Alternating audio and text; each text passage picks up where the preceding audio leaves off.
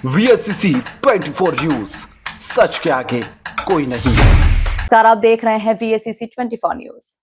गंजम जिला के दक्षिण घुमुसर वन क्षेत्र के अंतर्गत बदरगढ़ रेंज के बलरामपुर गांव में फॉरेस्ट विभाग ने अवैध रूप से शाल लकड़ी परिवहन करते हुए एक पिकअप वैन जब्त की है। जानकारी के अनुसार बदरगढ़ फॉरेस्ट टीम रात में नियमित पेट्रोलिंग पर थी, तभी पिकअप वैन जहां 22 टुकड़े शाल लकड़ी लाद कर गंगपुर गांव की ओर ले जाई जा रही थी। स्पेशल टीम ने वाहन को रोककर तलाशी ली और मौके से 3 आरोपियों प्रशांत गोड़ा गंगपुर, पिंटू साहू बदरगढ़ और बलराम दास को गिरफ्तार कर लिया।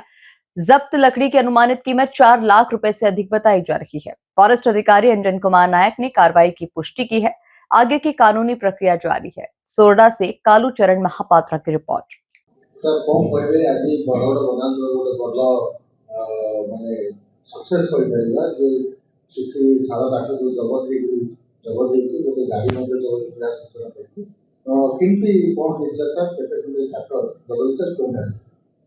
प्रथमे तो मु श्रद्धांजलि देवी जो पुलवामा आटाक रे हमर जो योद्धा वीर सैन्य माने तंकर जीवन त्याग देइछथि हमको प्रथमे मु श्रद्धांजलि देवी।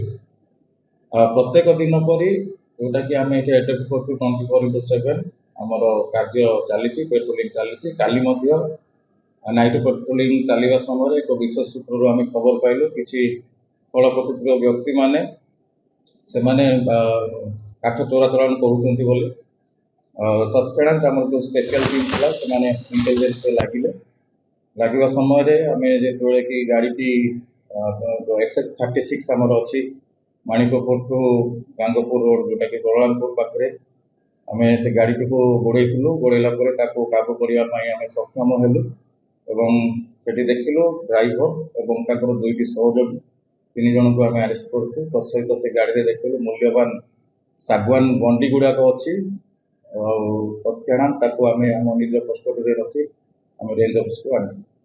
सर जो काठ गुड़ा जबत ହେଇଛି କେତେ ଖଣ୍ଡ ହେଇଛି ଆଉ ତାର ମୂଲ୍ୟ କଣ? निहाती भाव बहु मूल्यवान काठ कारण शाल हूँ गोटे फास्ट क्लास टिम्बर बर्तमान शाल उभा हो गला आम तो आमर निज भूल टोटाल 22 गोटी शाल बंडी से लोडिंग होता एवं 71 CFT ताहा जबत कर तत्सहित एक वेहिकल बोलेरो मैक्स पिकअप ताहा निहाती भाव लक्षाधिक टंका 4 लाख टंका उठाऊ।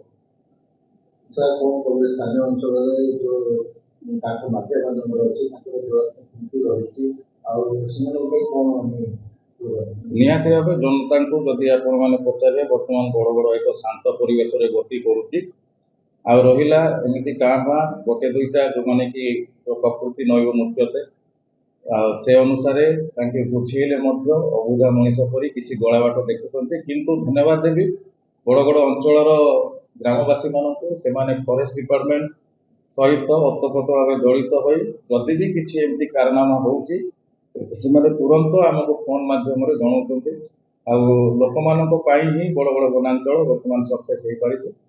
तो पुनर्बार आपण मान अनुरोध करे जे बहुत समय हो गला बसी खाइले नईवाली सरे आपण मैंने बर्तमान आहरी जागृत हूँ दयाकोरी अन्य किसी वाणिज्य करंतु इनकम करंतु काठ काम निवृत्त रुहतु। जय हिंद जय भारत।